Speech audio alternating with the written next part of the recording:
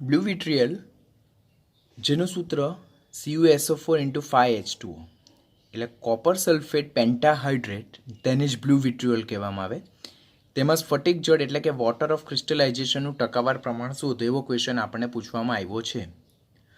હવે અહીંયા blue વિટ્રિયોલનું molar દળ આપણને ઓલરેડી આપેલું જ છે, એટલે આપણે મોલર દળ શોધવાની જરૂરિયાત નથી. સ્ટેપ નંબર 1 એ લોકોએ કમ્પ્લીટ કરી નાખ્યું છે.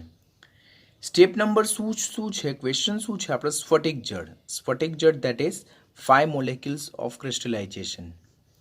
એટલે આ આપણું સંયોજન છે, આ કોપર સલ્ફેટ છે, બરાબર. તેની સાથે 5 પાણીના અણુ જે છે, તો આ 5 પાણીના અણુ તો તે સ્ફટિક જળ તરીકે જોડાયેલા છે. કયા તરીકે જોડાયેલા છે? સ્ફટિક જળ તરીકે જોડાયેલા છે. અને આ જે સ્ફટિક જળ જે છે, તો તેનું ટકાવાર પ્રમાણ આપણને ક્વેશ્ચન પૂછ્યો છે. તો બ્લુ વિટ્રોલમાં સ્ફટિક જળનું ટકાવાર પ્રમાણ શોધવું હોય તો તે સંયોજનમાં પાણીનું કુલ દળ. હવે આ સંયોજનમાં પાણીનું કુલ દળ છેદમાં સંયોજનનું મોલર દળ અને ગુણ્યા 100. હવે કોપર સલ્ફેટ પેન્ટાહાઇડ્રેટનો એક અણુ જે છે, બરાબર, તો તેમાં આપણી પાસે કેટલા પાણી છે? 5 પાણીના 5 અણુઓ જે છે, જો તો દેટ મીન્સ 5 × 18. પાણીનું મોલર દળ કેટલું છે? 18, જે આપણે ઓલરેડી અગાડી ફાઇન્ડ કરેલું છે અને આપણને હવે ક્વેશ્ચન એ ખ્યાલ જ છે. છેદમાં સંયોજનનું મોલર દળ કેટલું છે? તો દેટ ઇઝ 249.5 × 100, તો દેટ ઇઝ 90 × 100 divided by 249.5, તો દેટ ઇઝ વોટ? 36.07%. એટલે આપણે ઉપરના દાખલામાં જે તે સંયોજન જે છે, તો તેમાં જે તે ઘટક તત્વોનું ટકાવાર પ્રમાણ શોધ્યું. હવે અહીંયા ક્વેશ્ચન શું છે કે પરમાણુનું ટકાવાર પ્રમાણ નથી, પણ એક આખું સ્પીસીસ એટલે કે આખું એક ઘટક છે તેના આપણને પર્સન્ટેજ પૂછ્યા છે. તો એ આ પ્રમાણે શોધી શકાય કે જે તે સંયોજન જે છે, કે અહીંયા CuSO4 × 5H2 આપેલું છે, તો તેમાં જે સ્પીસીસનું આપણને પૂછ્યું તો તે સંયોજનના 1 મોલમાં તે સ્પીસીસનું દળ અહીંયા રાઇટ કરવાનું.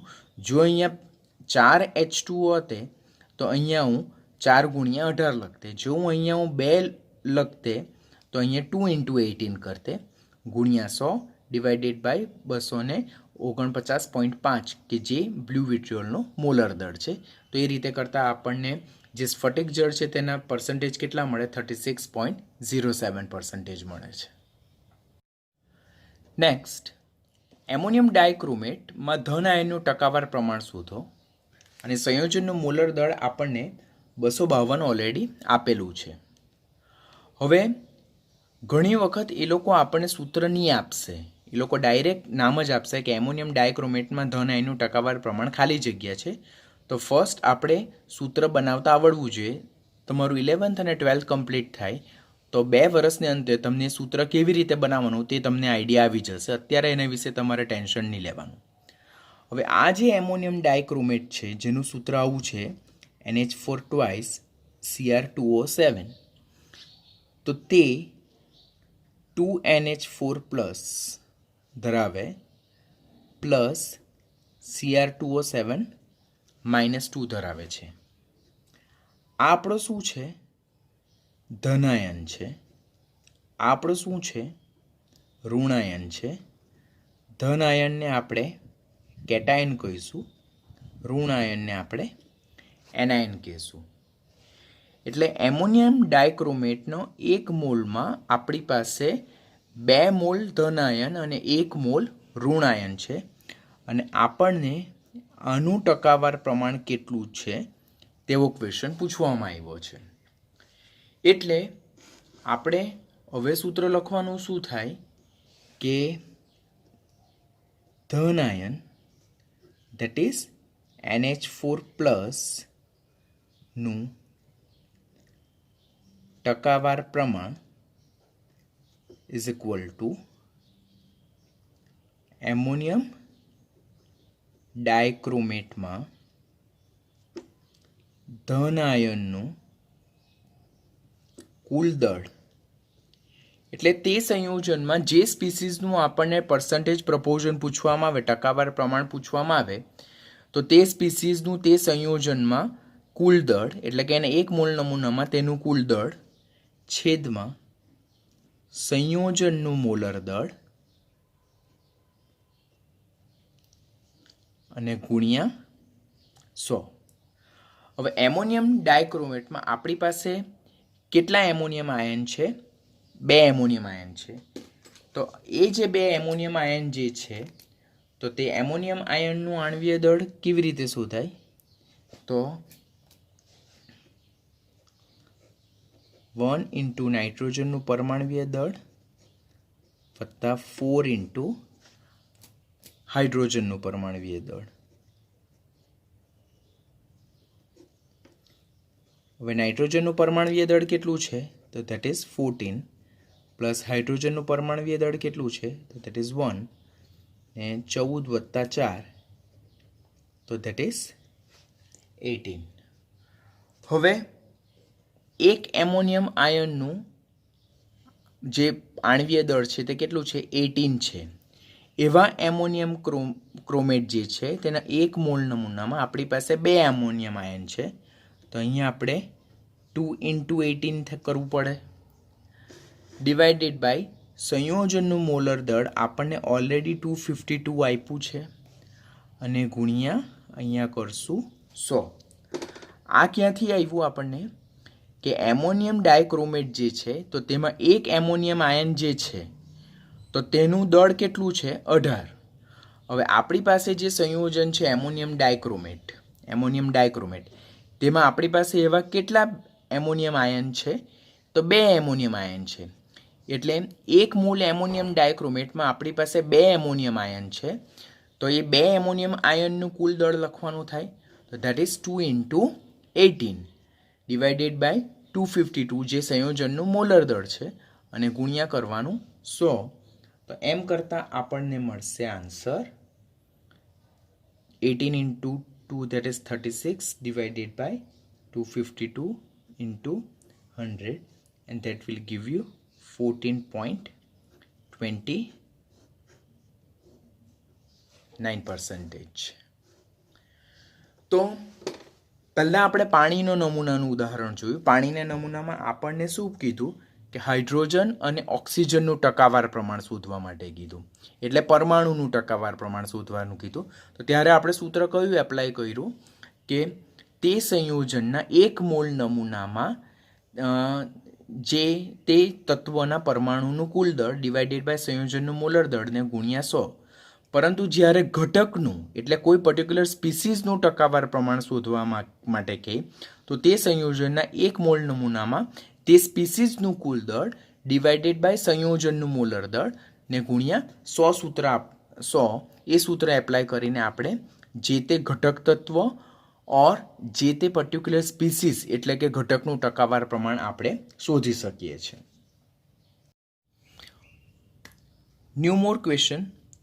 મોહર સોલ્ટ જેનું સૂત્ર NH4 twice SO4 into FeSO4 into 6H2O છે, તેમાં સલ્ફેટ આયનનું ટકાવાર પ્રમાણ શોધો ને આ જે મોહર સોલ્ટ જે છે તેનું મોલર દળ આપણને આપેલું છે. હવે આપણને આ મોહર ક્ષાર જે છે તેમાં સલ્ફેટ આયનનું ટકાવાર પ્રમાણ શોધવા માટે કીધું છે. તો સલ્ફેટ આયન તે શું છે? આ SO4. તો મોહર સોલ્ટ જે છે જેનું સૂત્ર NH4 twice SO4 into FeSO4 two 6H2O એટલે અંદર 2NH4 પ્લસ આયન છે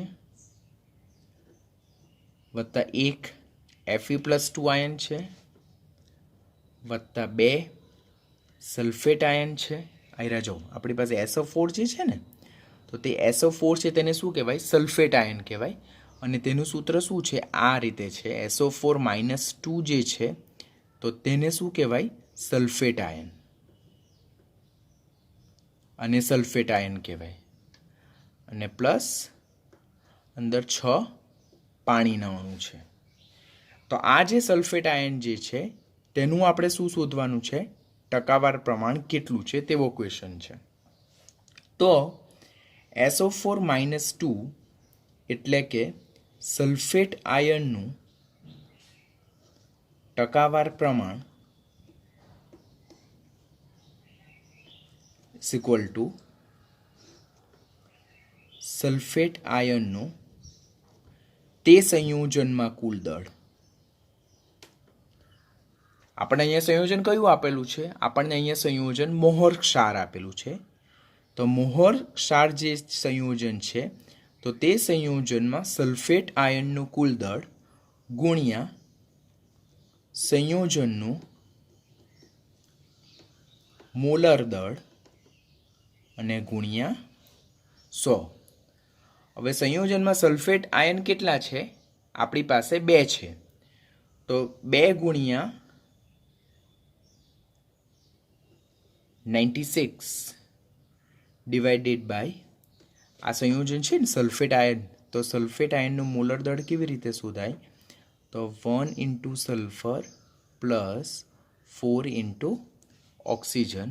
સલ્ફરનો પરમાણુય દળ 32, ઓક્સિજનનો પરમાણુય દળ 16, એટલે 32 વત્તા 16 ચોક 64. તો 4 ને 2 6 ને 6 ને 3 9. તો તે કેટલું છે? 92. એટલે એક સલ્ફેટ આયન જે છે તેનું દળ કેટલું થાય? 92. બરાબર? સોરી 96. 4 ને 2 6 96 થાય. તો તેવું આપણું મોહર સોલ્ટ જે છે તેમાં તો આપણી પાસે કેટલા સલ્ફેટ આયન છે? 2 સલ્ફેટ આયન. એટલે સંયોજનમાં સલ્ફેટ આયનનું કુલ દળ કેટલું થાય? તો ધેટ ઇઝ 2 ઇન્ટુ 96. શા માટે અહીંયા મેં 2 લખું છું? બિકોઝ 1 મોલ સંયોજનમાં 1 મોલ મોહર સોલ્ટમાં આપણી પાસે 2 સલ્ફેટ આયન છે. શા માટે 96 લખું છું? કારણ કે સલ્ફેટ આયનનું જે મોલર દળ જે છે, સલ્ફેટ આયનનું મોલર દળ તે 96 છે. તો 2 ઇન્ટુ 96 ડિવાઇડેડ બાય જે મોહર સોલ્ટ છે તેનું સૂત્રનું મોલર દળ કેટલું છે? 392 એન્ડ ડિવાઇડેડ બાય 100 કરવામાં આવે તો that is 192 divided by 392 into 100 and that is 48.97%. તો આના બેઝ પરથી આપણને જે તે સંયોજનમાં જે તે સ્પીસીસનું ટકાવાર પ્રમાણ શોધતા આવડી ગયું હોય. હવે કોમ્પિટિટિવ લેવલમાં જે ક્વેશ્ચન પૂછાયેલા છે તેના વિશે જો ડિસ્કશન કરીએ તો પેરોક્સિડેઝ એનહાઇડ્રેઝ ઉત્સેચક જે છે તો તે 0.5% વજનથી સેલેનિયમ ધરાવે છે. એટલે આ એક ઉત્સેચકનું નામ છે. તેમાં સેલેનિયમ નામનું એક તત્વ છે તેનું પર્સન્ટેજ પ્રપોર્શન કેટલું છે? 0.5% છે. તો આ ઉત્સેચકનો ન્યૂનતમ અણુભાર કેટલો હશે એવો ક્વેશ્ચન પૂછવામાં આવ્યો છે અને સેલેનિયમનો પરમાણુ ભાર 78.4 ગ્રામ પ્રતિ મોલ આપ્યું છે. પહેલાં જો ક્વેશ્ચનને ઓવરવ્યૂ કરીએ તો ઉત્સેચકનો આપણને ન્યૂનતમ અણુભાર પૂછેલો છે. હવે ઉત્સેચકનો ન્યૂનતમ અણુભાર એટલે શું? તો તે ઉત્સેચકનો જે એક અણુ છે તો તેમાં આ જે પર્ટિક્યુલર તત્વ જે છે તેનો ઓછામાં ઓછો એક પરમાણુ હાજર હોવું જોઈએ તેવું આપણને ક્વેશ્ચન પરથી ખબર પડે. તો તમારે ફર્સ્ટ આ વસ્તુ યાદ રાખવાની છે કે ઉત્સેચકનો ન્યૂનતમ અણુભાર માટે તે ઉત્સેચકનો એક અણુ ઓછામાં ઓછો એક સેલેનિયમ પરમાણુ ધરાવતો હોવો જોઈએ. આ પહેલું તમારે સ્ટેટમેન્ટ યાદ રાખવાનું કે જો સંયોજનનું ન્યૂનતમ અણુભાર પૂછવામાં આવે અને કોઈ એક એક્સ એલિમેન્ટ વિશે વાત કરવામાં આવે તો તે સંયોજનના એક અણુમાં તે તત્વનું મિનિમમ એક પરમાણુ હોવો જોઈએ. એટલું તમારે યાદ રાખવાનું. બિકોઝ હવે કેલ્ક્યુલેશન પર આપણે વધીએ છીએ. તો અહીંયા પર્સન્ટેજ ઓફ સિલેનિયમ આપ્યા છે, તો percentage of selenium is equal two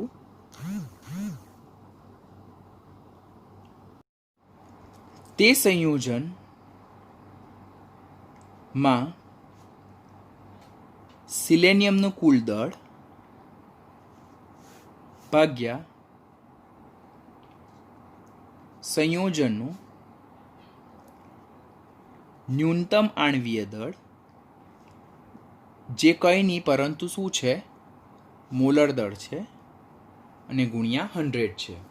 હવે અહીંયા પર્સન્ટેજ ઓફ સિલેનિયમ આપણને કેટલું આપ્યું છે? 0.5. હવે તે સંયોજનમાં સિલેનિયમનું કુલ દળ કેટલું છે? તો એક સિલેનિયમ છે. એક સિલેનિયમ, તે આપણે ધાર્યું છે આ વાક્ય પરથી કે સંયોજનનું ન્યૂનતમ આણ્વીય દળ કીધું છે, એટલે તે સંયોજનમાં મિનિમમ એક સિલેનિયમ હાજર છે એવું આપણે એક્સેપ્ટ કરીએ છીએ. ધેટ વી ડિસાઇડ, એક્સેપ્ટ કરીએ છીએ, ધારી લઈએ છીએ. માટે અહીંયા એક સિલેનિયમનો પરમાણુય દળ લખવાનો, તે કેટલું છે? ધેટ ઇઝ 78.4 ડિવાઇડેડ બાય, અને આપણે એક્સ ધારીએ તો ઇન્ટુ 100. હવે આ એક્સને કરતાં બનાવે તો x is equal to 78.4 divided by 0.5 into 100, તો that will give you 15,680 gram પર મોલ. માટે તે સંયોજનનું ન્યૂનતમ આણ્વીય દળ કેટલું હશે? 15,680 ગ્રામ પ્રતિ મોલ હશે. તો આવા બેઝના જે ક્વેશ્ચન છે તે કોમ્પિટિટિવમાં ખાસ પૂછાય કે ન્યૂનતમ અણુભાર જ્યારે આપવામાં આવે તો તે જે સંયોજન હોય તેના એક અણુમાં તે તત્વનો એક પરમાણુ ધારીને તે તત્વના એક પરમાણુનું અહીંયા દળ લખવાનું થાય. એના બેઝ પરથી તમે ક્વેશ્ચનને સોલ્વ કરી શકશો. બીજો એવો એક ક્વેશ્ચન છે કે એક સંયોજન વજનથી 8% સલ્ફર ધરાવે છે, તો એ સંયોજનનો ઓછામાં ઓછો અણુભાર કેટલો? હવે અહીંયા પર્સન્ટેજ ઓફ સલ્ફર આપેલ છે, તો percentage of sulphur is equal two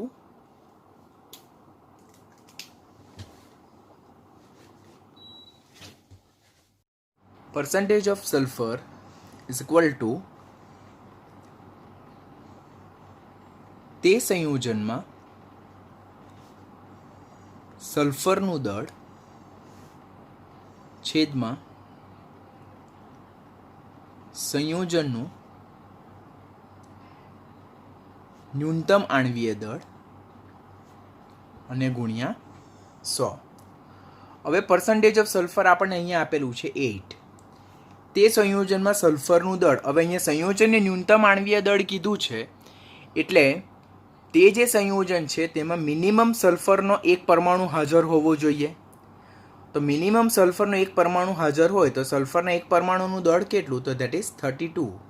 સંયોજનનું ન્યૂનતમ આણ્વીય દળ આપણે એક્સ ધારીએ ઇન્ટુ 100. માટે x is equal to 32 divided by 8 into 100. તો that is 400 ગ્રામ પર મોલ. તો તે સંયોજનનો ઓછામાં ઓછો અણુભાર કેટલો હશે? ધેટ ઇઝ 400 ગ્રામ પર મોલ હશે. તો આ રીતે એક જ મેથડના બેઝ પર નંબર ઓફ ટાઈમ ક્વેશ્ચન પૂછાય છે, તો આપણે કાળજી રાખવાની. એવો સેમ ક્વેશ્ચન કે ઇન્સ્યુલિન 3.4% સલ્ફર ધરાવે છે, તો ઇન્સ્યુલિનનું ન્યૂનતમ આણ્વીય દળ કેટલું થાય? તો પર્સન્ટેજ ઓફ સલ્ફર એટલે ઇન્સ્યુલિનમાં સલ્ફરનું કુલ દળ છેદમાં ઇન્સ્યુલિનનું ન્યૂનતમ આણ્વીય દળ, ધેટ ઇઝ ઓનલી મોલર દળ, અને ગુણ્યા 100. હવે અહીંયા પર્સન્ટેજ ઓફ સલ્ફર આપણને કેટલું આપેલ છે? તો ધેટ ઇઝ 3.4%. ઇન્સ્યુલિનમાં સલ્ફરનું કુલ દળ, હવે અહીંયા ઇન્સ્યુલિનનું ન્યૂનતમ આણ્વીય દળ છે, એટલે એ ઇન્સ્યુલિનમાં મિનિમમ સલ્ફરનો એક પરમાણુ હાજર હશે, ધેટ વિલ બી 32, અને આને આપણે એક્સ ધારીએ ગુણ્યા 100 થાય. માટે એક્સને કરતાં બનાવીએ તો 32 ડિવાઇડેડ બાય 3.4 ઇન્ટુ 100. અને આનું જો આપણે સાદું રૂપ આપીએ તો એના સાદુરૂપ પરથી આપણને આન્સર જે મળશે દેટ ઇઝ 941.176 ગ્રામ પર મોલ. તો આ રીતે આ બેઝના ન્યુમેરિકલ સોલ્વ કરી શકીએ છીએ. મેથડ એક જ છે, પણ એ લોકો સંયોજનના નામ બદલે છે, ત્યાર પછી આ વેલ્યુ ચેન્જ કરે અને એના બેઝ પરથી જુદી જુદી કોમ્પિટિટિવની એક્ઝામમાં સેમ ટોપિક પર ક્વેશ્ચન પૂછાય છે. એના જેવો બીજો એક ક્વેશ્ચન છે કે ક્લોરોફિલ જે લીલા રંગનું રંજક છે, જે લીલી વનસ્પતિમાં પ્રકાશ સંશ્લેષણ માટે જવાબદાર છે, તો તે 2.68% દળથી મેગ્નેશિયમ ધરાવે છે. તો ક્લોરોફિલનું ન્યૂનતમ આણ્વીય દળ શોધો. વધુમાં 2 ગ્રામ ક્લોરોફિલના નમૂનામાં મેગ્નેશિયમના પરમાણુની સંખ્યા શોધો.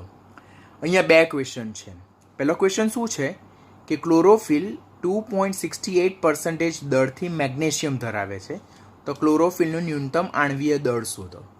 તો percentage of magnesium is equal to ક્લોરોફિલમાં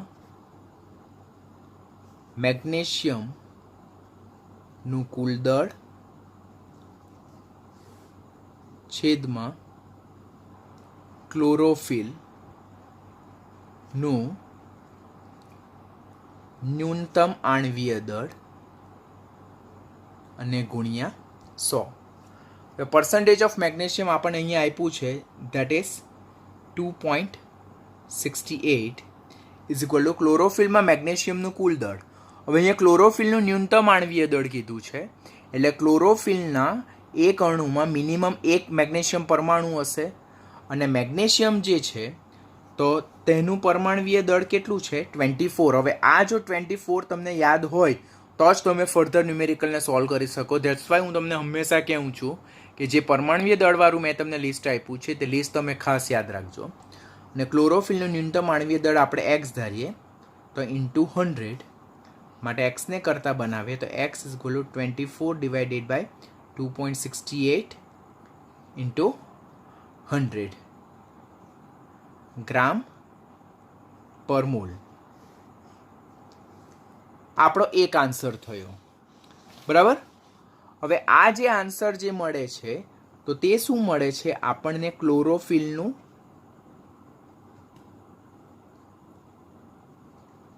answer જે આપણને મળે છે તે શું મળે છે? તે આપણને ક્લોરોફિલનું આણ્વીય દળ મળે છે. બીજો આપણને ક્વેશ્ચન એમ પૂછ્યો છે, અહીંયા ફર્ધર મેં સાદુરૂપ નથી આપ્યું, તે આપણે યાદ રાખવાનું, તે તમારે જાતે સોલ્વ કરવાનું, બરાબર. હવે વધુમાં આપણને એમ ક્વેશ્ચન આપ્યું છે કે 2 ગ્રામ ક્લોરોફિલના નમૂનામાં મેગ્નેશિયમના પરમાણુની સંખ્યા શોધો. તો આપણને શું છે કે ક્લોરોફિલનું આટલું જે આણ્વીય દળ છે તેમાં મેગ્નેશિયમના કેટલા પરમાણુ છે? તો તેમાં મેગ્નેશિયમના 6.022 ઇન્ટુ 10⁻23 પરમાણુ છે. કારણ કે કોઈ પણ સંયોજન જે છે, કોઈ પણ સંયોજન, તો તેના આણ્વીય દળ જેટલા જથ્થામાં કુલ પરમાણુની સંખ્યા કેટલી? તો 6.022 ઇન્ટુ 10⁻23. તો ફર્ધર આપણે સ્ટેપ માંડીએ તો 24 ડિવાઇડેડ 2.64 ઇન્ટુ 100 ગ્રામ જેટલું વજન હોય તો તે Na જેટલા મેગ્નેશિયમ પરમાણુ ધરાવે, અને Na એ શું છે? તો દેટ ઇઝ 6.022 ઇન્ટુ 10⁻23 પરમાણુ છે. તો હવે આપણને કેટલું વજન આપ્યું? તો 2 ગ્રામમાં કુલ કેટલા મેગ્નેશિયમના પરમાણુ હશે? તો હવે 2 into 6.022 into 10⁻23 and divided by 24 by 2.68 into 100, that is 2 into 6.022 into 2.68 divided by 24 અને 10⁻21. તો એના બેઝ પરથી આપણને જે આન્સર મળશે તો that is 1.34 into 10⁻21 જેટલા મેગ્નેશિયમના પરમાણુ હાજર હશે. તો ક્વેશ્ચનની મેથડ સેમ થઈ ગઈ. પહેલાં આપણને શું કીધું કે ક્લોરોફિલમાં 2.68% દળથી મેગ્નેશિયમ હાજર છે, તો ક્લોરોફિલનું ન્યૂનતમ આણ્વીય દળ શોધો. તો percentage of magnesium is equal to ક્લોરોફિલમાં મેગ્નેશિયમનું કુલ દળ ગુણ્યા ક્લોરોફિલનું ન્યૂનતમ દળ ગુણ્યા 100. હવે ન્યૂનતમ આણવીય દળ એટલે તેમાં મિનિમમ એક મેગ્નેશિયમ પરમાણુ હશે અને તે મેગ્નેશિયમ પરમાણુનું દળ આપણે કેટલું લીધું 24. 2.68% આપણને આપેલા છે. એક્સ આપણે શોધવાનું છે. એના બેઝ પરથી આપણે ક્લોરોફિલનું ન્યૂનતમ આણવીય દળ શોધ્યું. હવે જે તે પદાર્થના આણવીય દળ જેટલા જથ્થામાં Na જેટલા મેગ્નેશિયમ પરમાણુ છે, બીકોઝ આમાં એક મેગ્નેશિયમ પરમાણુ, દેટ મીન્સ Na જેટલા મેગ્નેશિયમ એટલે કે આનું જે મોલર દળ ક્લોરોફિલનો 1 મોલ નમૂનામાં 1 મોલ મેગ્નેશિયમ પરમાણુ હાજર છે. એટલે આટલો જે વજન જે છે તો તેમાં 1 મોલ મેગ્નેશિયમ એટલે 6.022 ઇન્ટુ 10⁻23 જેટલા મેગ્નેશિયમના પરમાણુ હાજર છે. તો 2 ગ્રામમાં કેટલા હાજર હશે? તો એના બેઝ પરથી આપણે જો ફર્ધર કેલ્ક્યુલેશન આપીએ તો આપણને આન્સર કેટલો મળશે? 1.34 ઇન્ટુ 10⁻21 જેટલા મેગ્નેશિયમ પરમાણુ હાજર હશે. ડાયએમોનિયમ હાઇડ્રોજન ફોસ્ફેટ જેનું સૂત્ર NH4 twice HPO4 છે, તેમાં ફોસ્ફરસ પેન્ટોક્સાઇડ ધેટ ઇઝ P2O5 નું ટકાવાર પ્રમાણ ગણો. હવે પહેલાં તો આપણને ક્વેશ્ચન શું આપ્યું છે કે ડાયએમોનિયમ હાઇડ્રોજન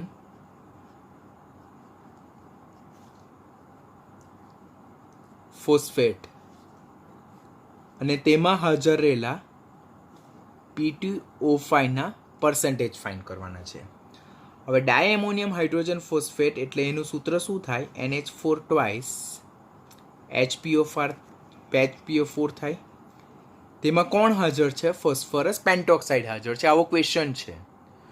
તો ક્વેશ્ચન જોતાં જ ખબર પડે કે અહીંયા મારી પાસે 2 ફોસ્ફરસ છે, અહીંયા 1 ફોસ્ફરસ છે, એટલે અહીંયા હું શું પ્લેસ કરીશ? નંબર 2 પ્લેસ કરીશ. આના બેઝ પરથી મને શું ખબર પડે કે ડાયએમોનિયમ હાઇડ્રોજન ફોસ્ફેટ તેનો 2 મોલ એ 1 મોલ ફોસ્ફરસ પેન્ટોક્સાઇડ ધરાવે છે. હવે આપણને ખબર છે કે મોલ ઇઝ ઇક્વલ ટુ વજનના છેદમાં આણવીય દળ. તો વજન ઇઝ ઇક્વલ ટુ મોલ ગુણ્યા આણવીય દળ કરી શકાય. તો આપણને 2 મોલ આપેલ છે, તેના બેઝ પરથી ડાયએમોનિયમ હાઇડ્રોજન ફોસ્ફેટનું જો વજન શોધવું હોય તો 2 ગુણ્યા એનું વજન કે આણવીય દળ કેટલું છે? 132 ગ્રામ. તો આ એનું વજન થઈ ગયું. એટલે 2 ઇન્ટુ 132 ગ્રામ જે છે તો તે આ ડાયએમોનિયમ હાઇડ્રોજન ફોસ્ફેટનું આણવીય દળ છે. એટલે કે 2 ગુણ્યા 132 ગ્રામ ડાયએમોનિયમ હાઇડ્રોજન ફોસ્ફેટ એ 142 ગ્રામ ફોસ્ફરસ પેન્ટોક્સાઇડ ધરાવે છે. ફોસ્ફરસ પેન્ટોક્સાઇડનું આણવીય દળ કેટલું છે? 142 ગ્રામ. આ મારી પાસે ઓલરેડી કેલ્ક્યુલેટેડ ફોર્મમાં હાજર છે. તમારે કેલ્ક્યુલેશન કરવાની રહેશે.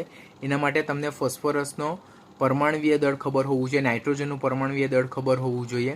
તે બધું જો ક્લિયર હોય તો જ તમે ફર્ધર ન્યુમેરિકલ સોલ્વ કરી શકશો. એટલે અહીંયા આપણે જોયું કે ડાયએમોનિયમ હાઇડ્રોજન ફોસ્ફેટના 2 મોલમાં 1 મોલ ફોસ્ફરસ પેન્ટોક્સાઇડ હાજર છે. મોલ પરથી આપણે એનું વજન શોધ્યું. વજનને મોલ ગુણ્યા આણવીય દળ વડે ગુણવાથી આપણને જે તે પર્ટિક્યુલર વજન મળે. આ મોલ છે. આ ડાયએમોનિયમ હાઇડ્રોજન ફોસ્ફેટનું આણવીય દળ છે, એના બેઝ પરથી આપણને આ વજન મળે. એટલે 2 ઇન્ટુ 132 ગ્રામ આ જે ડાયએમોનિયમ હાઇડ્રોજન ફોસ્ફેટ છે તે 142 ગ્રામ ફોસ્ફરસ પેન્ટોક્સાઇડ ધરાવે. તો વ્યાખ્યા અનુસાર 100 ગ્રામ એ કેટલા પ્રમાણમાં ફોસ્ફરસ પેન્ટોક્સાઇડ ધરાવે? તો એના બેઝ પરથી 100 ગુણ્યા 142 divided by 2 into 132 that is 53.78% phosphorus pentoxide હાજર હશે. This is method number 1. આ જે આપણે શોધ્યું તે કયા અનુસાર? વ્યાખ્યા અનુસાર શોધ્યું છે. કયા અનુસાર? વ્યાખ્યા અનુસાર. વ્યાખ્યા અનુસાર કે 100 ગ્રામ નમૂનામાં જે તે ઘટકનું વજન તે એના શું કહેવાય? ટકાવાર પ્રમાણ. એટલે આટલું જો વજનમાં આટલો ફોસ્ફરસ પેન્ટોક્સાઇડ હાજર હોય તો 100 ગ્રામ નમૂનામાં કેટલો? તો એનું શું આપશે? ટકાવાર પ્રમાણ આપશે. આ વ્યાખ્યા અનુસાર ગણતરી થઈ.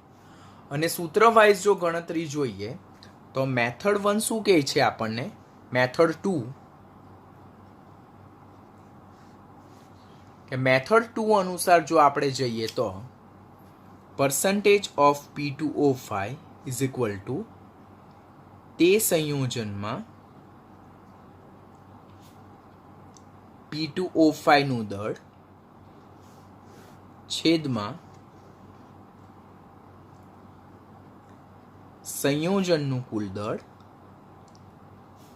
અને ગુણ્યા 100. હવે તે સંયોજનમાં P2O5 નું કુલ દળ કેટલું છે તો તે 142 ગ્રામ છે. સંયોજનનું કુલ દળ કેટલું છે તો દેટ ઇઝ 2 × 132 ગ્રામ છે. 2 × 132 ગ્રામ અને ઇન્ટુ 100 કરીએ તો પણ આપણને શું મળશે? આન્સર 53.78%. તો આ જે છે આન્સર તે આપણે કયા અનુસાર મેળવીએ છીએ? સૂત્ર અનુસાર મેળવીએ છીએ. તો વ્યાખ્યા અનુસાર ઓર સૂત્ર અનુસાર બંને રીતે જશો તો આપણો આન્સર તો ડેફિનેટલી કેવો આવવાનો છે? સેમ જ આવવાનો છે. આમ જે તે સંયોજનમાં હાજર રહેલા ઘટક તત્વો અને ઘટકોનું ટકાવાર પ્રમાણ શોધવા માટેનો કન્સેપ્ટ આપણો ઓવર થાય છે.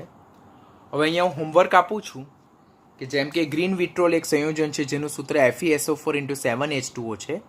તેમાં પ્રત્યેક ઘટક તત્વોનું ટકાવાર પ્રમાણ શોધો. પ્રત્યેક ઘટક તત્વ કોણ?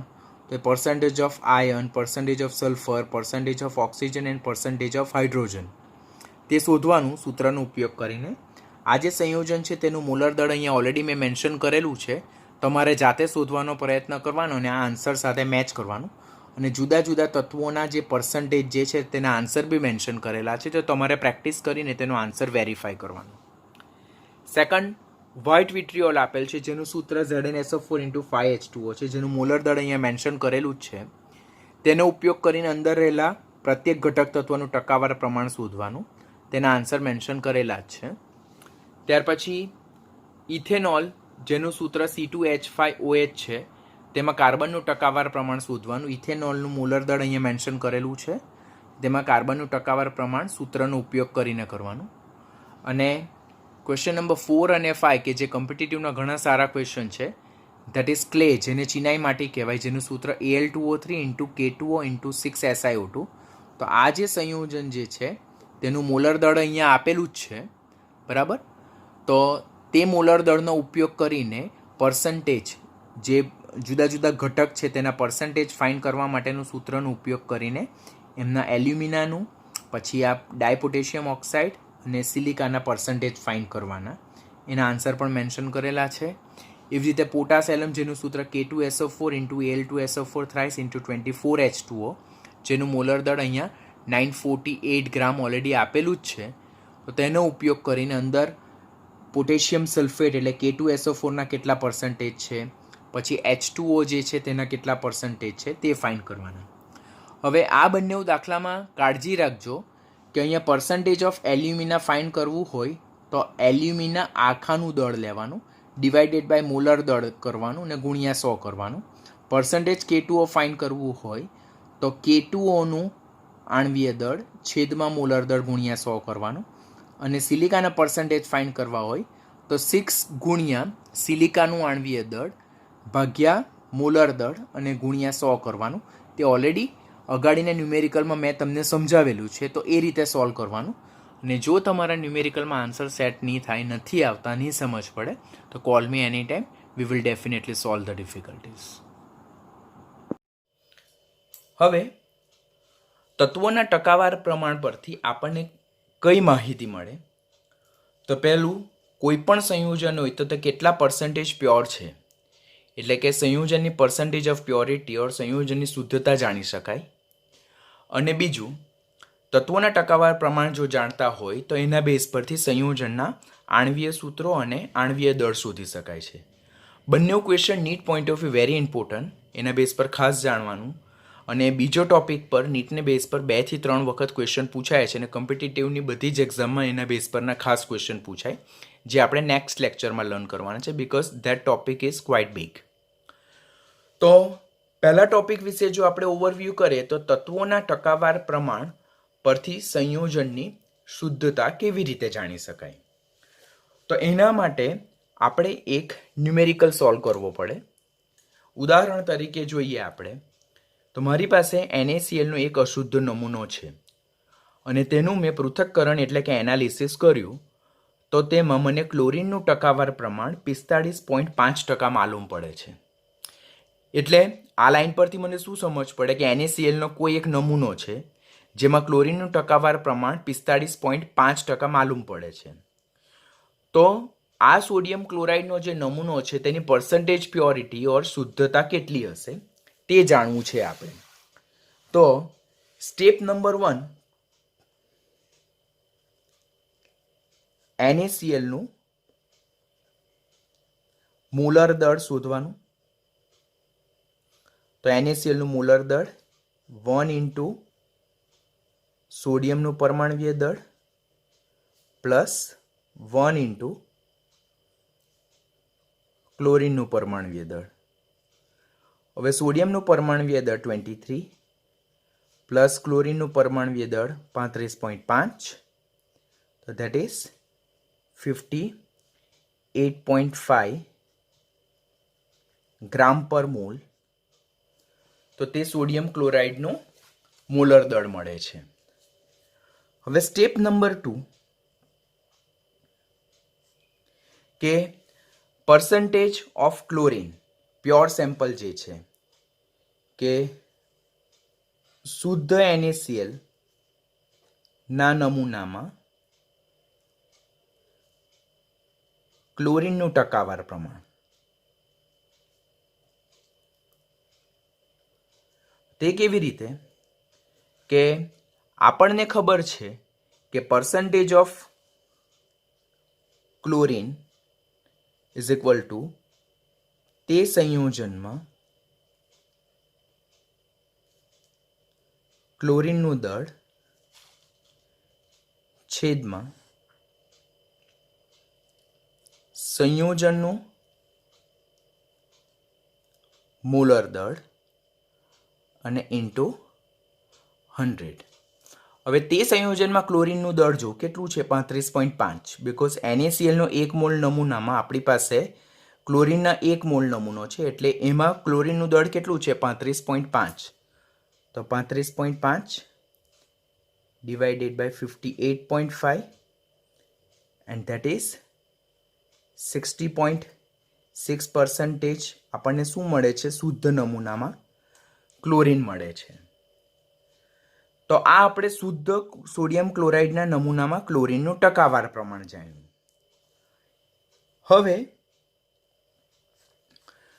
ટકાવાર પ્રમાણની વ્યાખ્યા જોઈ કે જે તે તત્વનું ટકાવાર પ્રમાણ એ તે તત્વ તે સંયોજનના 100 ગ્રામ નમૂનામાં હાજર છે એમ દર્શાવે. એટલે જો હું ફર્ધર ગણું તો સ્ટેપ નંબર 3 માં 60.6 પાર્ટ્સ ક્લોરીન એ 100 પાર્ટ શુદ્ધ નમૂનામાં હાજર છે.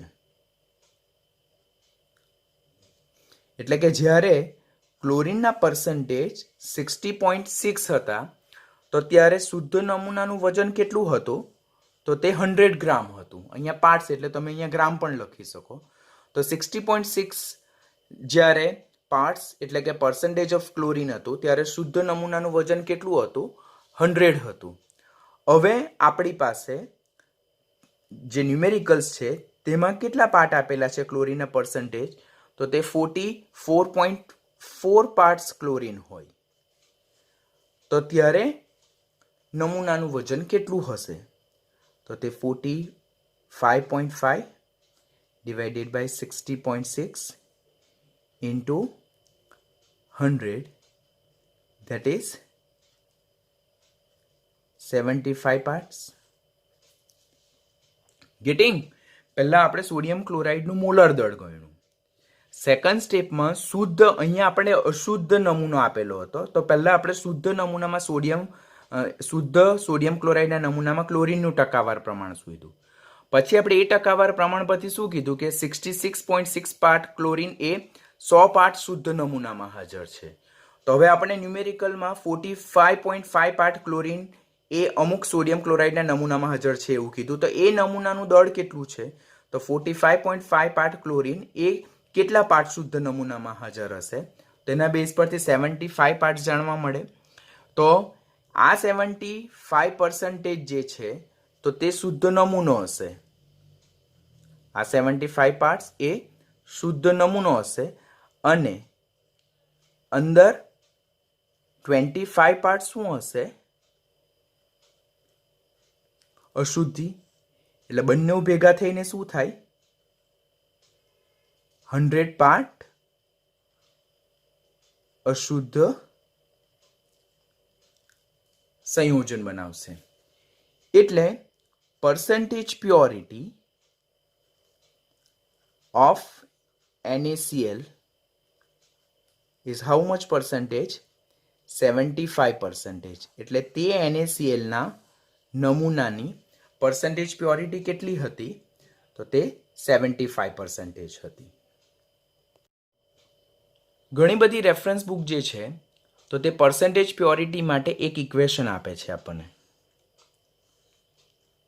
કે percentage purity શોધવી હોય તો તે કોઈ પણ તત્વનું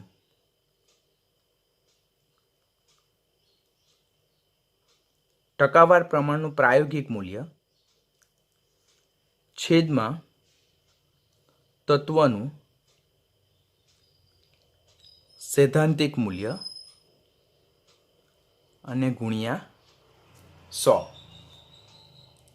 આ સૂત્ર આપણે એપ્લાય કરીએ તો પણ percentage purity ફાઇન્ડ કરી શકીએ કે જે અહીંયા 45.5 જે મેન્શન કરેલું છે તો તે આપણે પ્રેક્ટિકલી મેળવ્યું, પ્રયોગિક રીતે મેળવ્યું.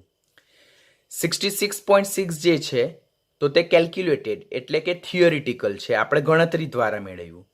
તો પ્રાયોગિક મૂલ્ય તેને જ આપણે શું કરીએ છીએ? ઓબ્ઝર્વ મૂલ્ય કહીએ, તેને જ આપણે પ્રેક્ટિકલ વેલ્યુ કહીએ. અને સૈદ્ધાંતિક મૂલ્ય તેને જ આપણે કેલ્ક્યુલેટેડ વેલ્યુ કહીએ ઓર એને જ આપણે થિયોરિટિકલ વેલ્યુ કહીએ. એટલે પ્રાયોગિક મૂલ્ય ડિવાઇડેડ બાય સૈદ્ધાંતિક મૂલ્ય, observe value divided by calculated value, practical value divided by theoretical value and into 100 કરતાં જે તે સંયોજનની પર્સન્ટેજ પ્યોરિટી મેળવી શકીએ છીએ. આ ઇક્વેશન તમારે ખાસ યાદ રાખવાનું છે. પ્રાયોગિક મૂલ્ય તેને જ પ્રેક્ટિકલ વેલ્યુ કહેવાય, એને જ ઓબ્ઝર્વ વેલ્યુ કહેવાય, બરાબર. અને સૈદ્ધાંતિક મૂલ્ય તેને જ થિયોરિટિકલ વેલ્યુ કહેવાય અને એને જ કેલ્ક્યુલેટેડ વેલ્યુ કહેવાય. તો એના બેઝ પરથી પણ જે તે સંયોજનની પર્સન્ટેજ પ્યોરિટી આપણે ફાઇન્ડ કરી શકીએ. એટલે સંયોજનમાં કોઈ એક તત્વનું આપણને પ્રાયોગિક મૂલ્ય આપેલું હોય તો તે સંયોજનમાં તે તત્વનું theoretical value, calculated value check કરીને આપણે જે તે સંયોજનની પર્સન્ટેજ પ્યોરિટી આપણે શોધી શકીએ છીએ.